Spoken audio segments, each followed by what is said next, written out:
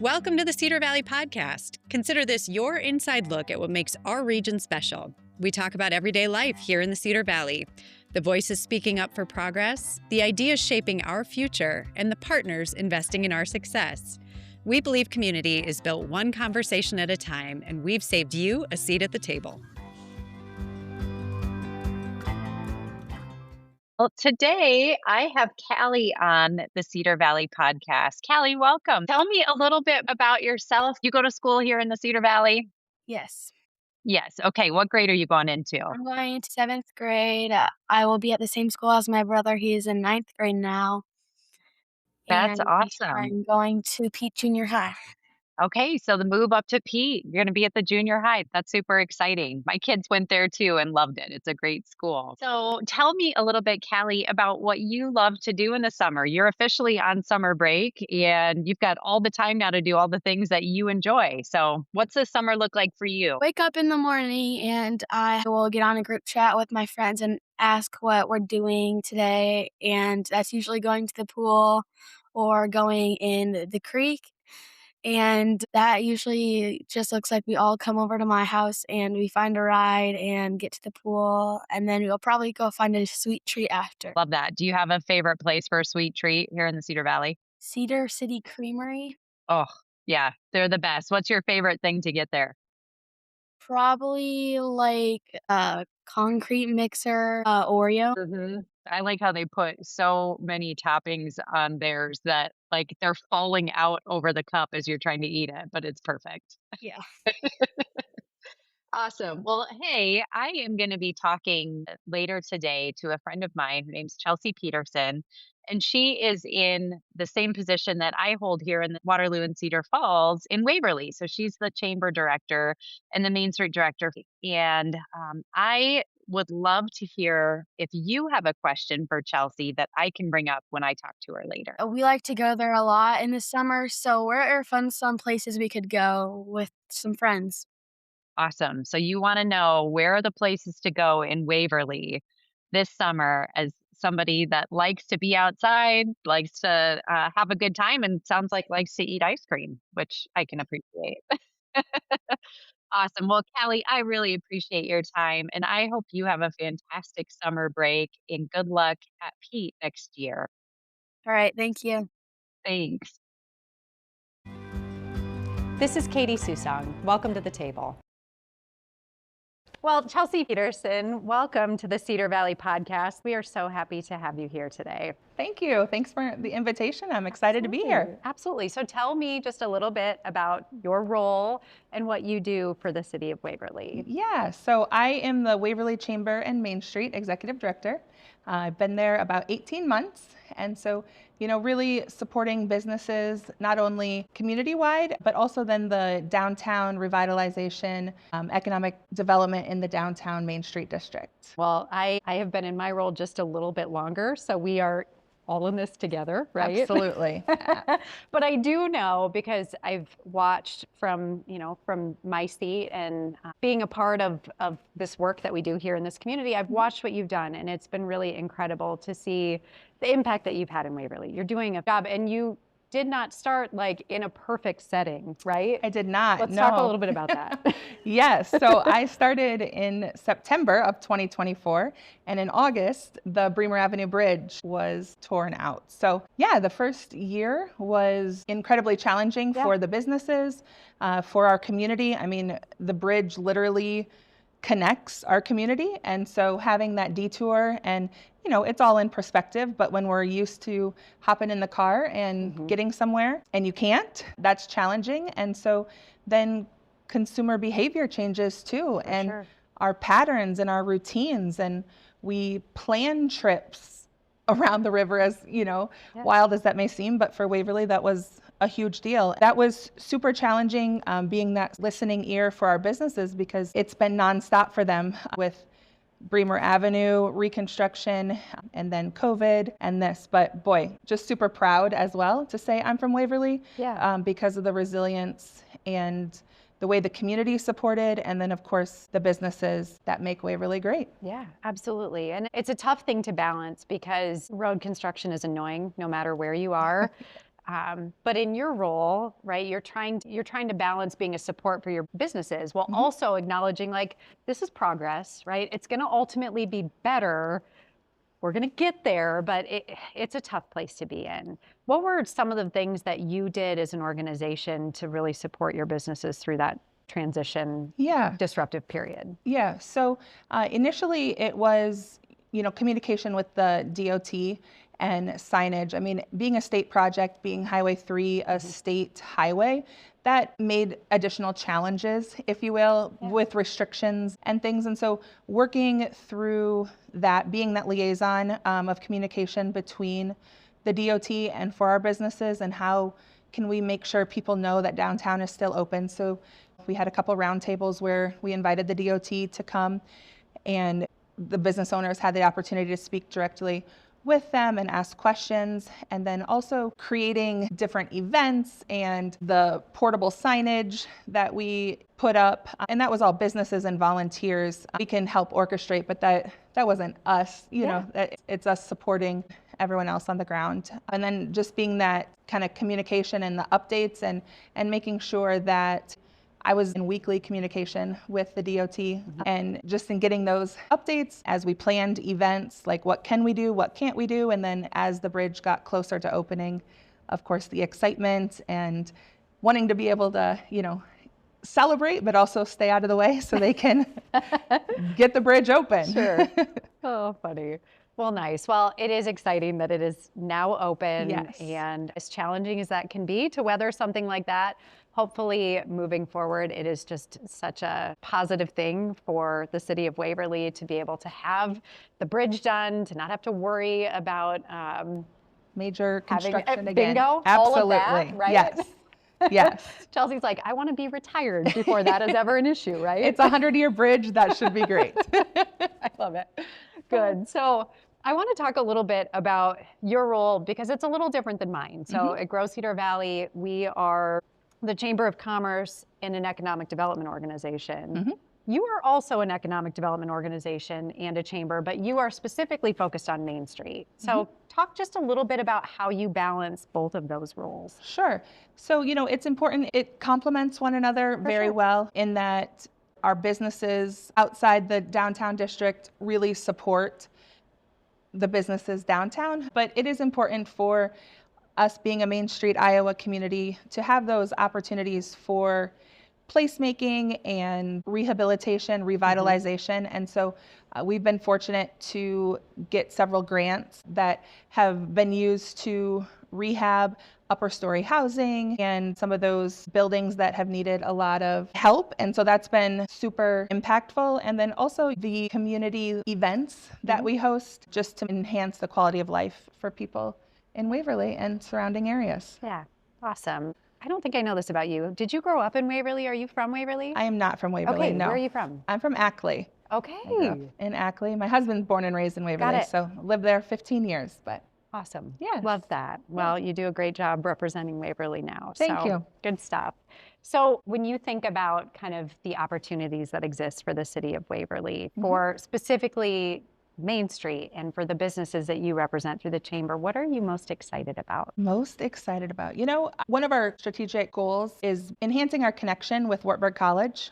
Oh, I love that. And that is kind of broad, but it's there's so many different levels. It's connecting with the students to show them the future that they could have in Waverly or the Cedar Valley. It is supporting our local businesses by engaging with the people coming on college visits, the parents coming for activities. Wartburg's music and arts, they attract a lot of outside visitors. They host world-renowned artists. And so making sure that our businesses complement those experiences for people visiting Wartburg College is so important. And Wartburg is what it is because of Waverly, and Waverly is what it is because of Wartburg College. And looking forward to continuing those relationships with the city of Waverly, with leadership at Wartburg College, and then with our businesses. We have some of our local businesses downtown are carrying Wartburg merch from the Wartburg bookstore. Oh, I love that. And so just continuing opportunities to draw students downtown out of the college campus, but they also have a great environment at Wartburg College. And because of the facilities that Wartburg has, we're also able to host large events and athletic events and different things. And so it's really making sure that we're capitalizing on those. Yeah, no, that makes a ton of sense. I would say there's a lot of parallels to what you just said when we think of our relationship with like the University of Northern Iowa. It is a great college and we are so fortunate to have it in our community. And I often think that we take it for granted because it's always been here. Right. I mean, for a lot of us, we don't know the Cedar Valley without you and I, in the same sense that, Waverly would not be the same without Wartburg. And so, there's a lot of parallel effort in the work that you're trying to do and what we're trying to do to ensure that when the students come or when their parents come or when those visitors come to Gallagher Blue Dorn or they come to see the orchestra or the choir at Wartburg or any of the great programming that's happening there, that we're thinking more broadly and providing a great experience for them so they get a good taste of what our community has to offer. Absolutely. Right? Yeah. Right. And I honestly think Wartburg's a little bit of a hidden gem really in the Cedar Valley. And I think that's important to talk about because Wartburg does have incredible music programming, among other things. Do you want to share a couple of the things about Wartburg? I know that's kind of out of the scope of the conversation, but it's a great asset in your community. It is a great asset in our community. Athletics, I mean, national championships in wrestling and the football team has been super successful. And I think also not only the facilities, as I mentioned, they've now added graduate programs. And so they are really evolving and looking towards the future. Yes, you are absolutely right. We have had some good partnerships with some of our programming. We do a program every year called LeaderCast. It's a simulcast program where we have national speakers that are recorded.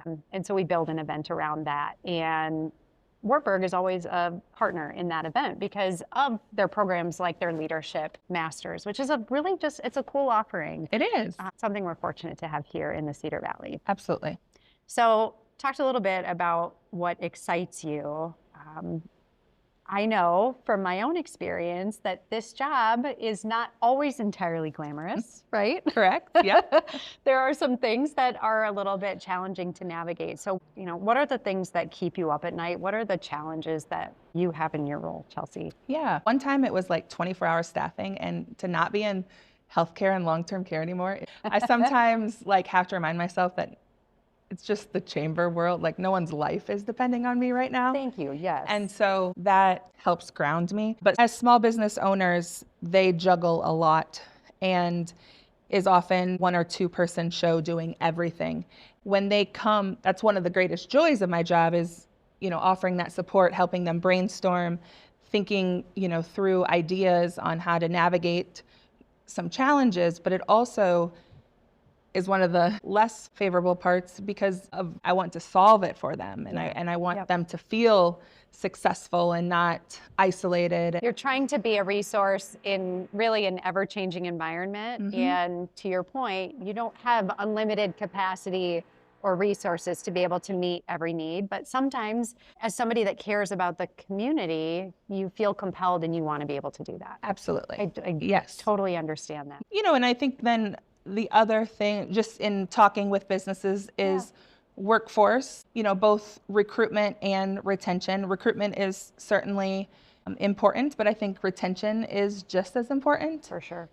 And that's kind of where some of our work in our relationships with Wartburg College, with Waverly Shell Rock High School, just affording those opportunities, making those connections with the students and the workforce, whether it be volunteer opportunities, internships, et cetera, just so that they can see and hopefully choose a future here in the Cedar Valley, but that they're aware of all of the opportunities. I mean, it's easy to drive to and from school and not think about anything other than what we see in our commute. And wow, there is so much. And I think that's a bigger conversation too, and something that you guys are knee deep in as well with the Count Me In is like, it's not just Waverly, it's the Cedar Valley, it's the region. And because what's good for you is good for us and vice versa. Thank you. And I'm glad you said that, because I think we are separate jurisdictions, right? Absolutely. But we are in the same Cedar Valley region. And I'm hopeful that as we continue to work through this study, that we will find more meaningful ways to engage kind of across the region, because I love hearing what you're doing. And like I said, there's so many parallels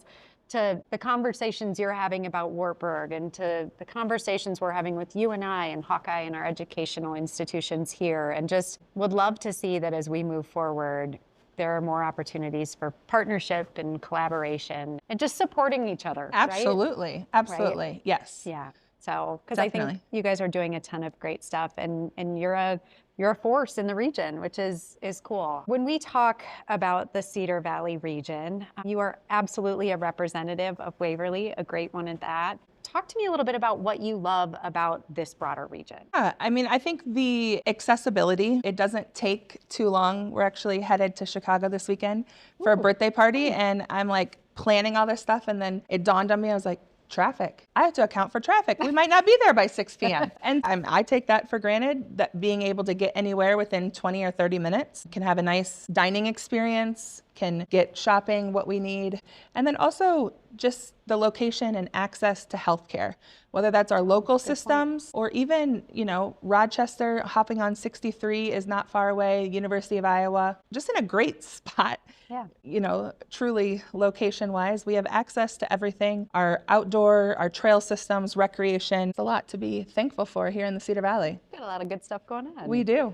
So just to flip that question a little bit, so a lot of our audience is intended to be people outside of the community, but certainly for those that call the Cedar Valley home. If you were going to encourage people to come to Waverly, well, what should we do? What should we come see? People that live in the metro area here, Waterloo, Cedar Falls, Hudson, what should they come see? They should come see our downtown Coleman Park right off of the bridge along the Cedar River. There's plenty of trails, the rail trail bridge. So, you know, the recreation opportunities, there's boat ramps for kayaking and fishing.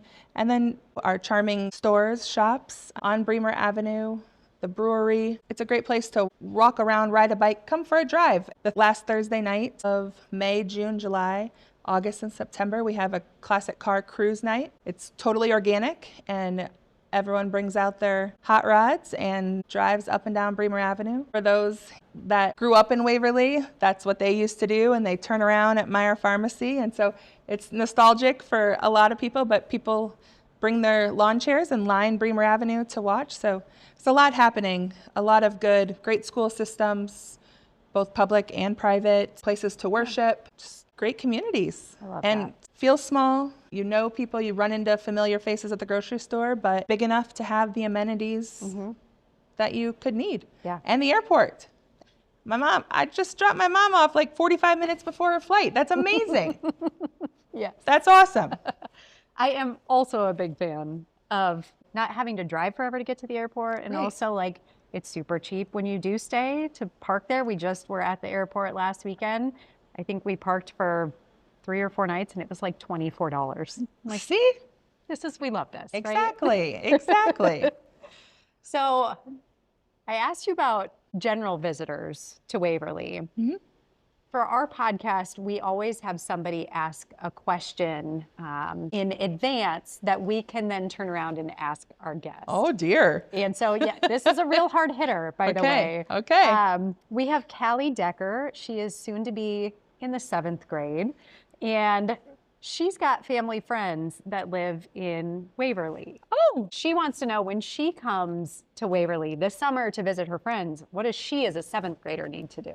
Oh my, yes. Well, if you like to play Frisbee golf, we have one of the best Frisbee golf courses. Love it. Cedar River Park has a all accessible playground. Kids Kingdom, we have several parks throughout the community. We really are so fortunate. She can check out a bike at the library. They have a lot of opportunities, bikes, and a lot of different rentals. Shopping on Bremer Avenue and get some makeup at Root, that's all natural. Can get some new shoes or sandals at Thompson Shoes. Crawdaddy Outdoors offers kayak rentals for the day or the weekend.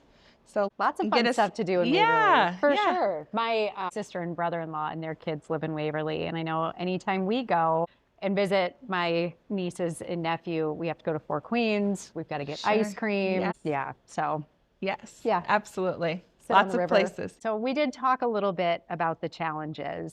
You said you've been in your role for about 18 months. I want to know, what do you love most about your job as the Chamber and Main Street Director? Yeah. What excites you?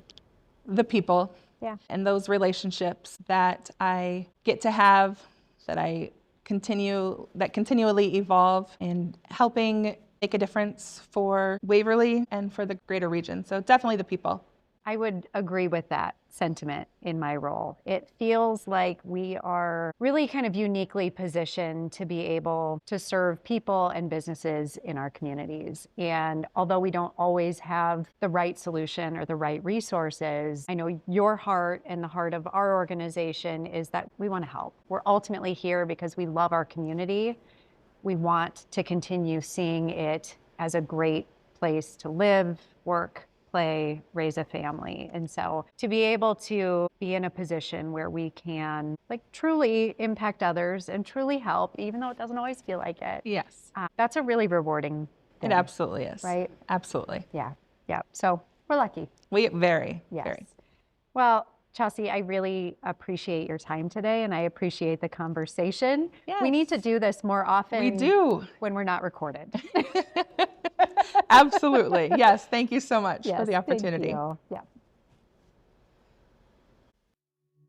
Thanks for joining the conversation. More stories, updates, and voices from across the Cedar Valley coming your way. Stay tuned for the next episode.